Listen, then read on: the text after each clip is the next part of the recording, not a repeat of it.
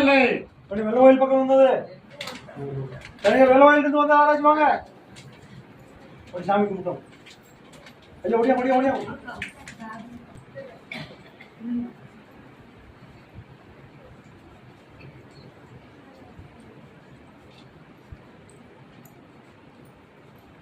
திறனுடைய கட்டுமலைக்கு போல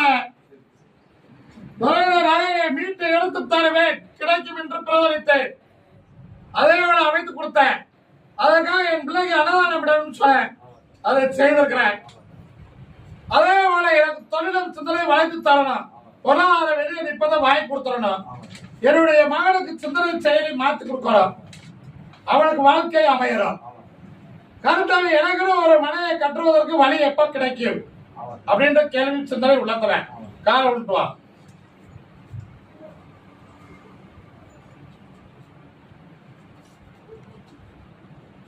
கார்த்திகை 30க்குள்ள உனக்கு பொதுவாக உனக்கு கட்டிடம் அமைப்பதற்கு வழி வகுத்து தாரேன்.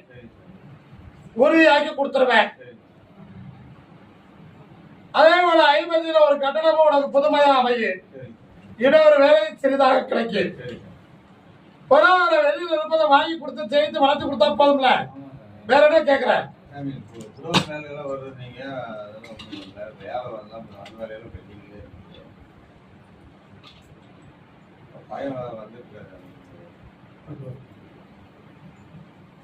இந்த கறியும் காய் பழத்தையும் கூட வச்சுக்கோ.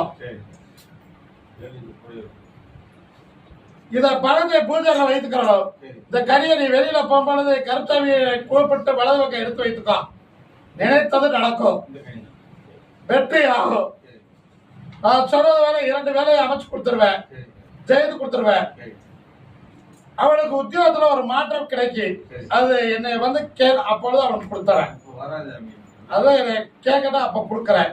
செய்து கொடுத்துறேன். இத கறியை கொண்டு போய் பூஜாரில வைத்து என்னை நினைத்து கும்பிடு. மேலோங்கி வரும். ஒரு பொருளாதார பிரச்சனை தீரும். செல்வாக்கா வாழ வைப்பேன். ஜெயித்து கொடுத்துருவேன். கலங்க வேண்டாம்.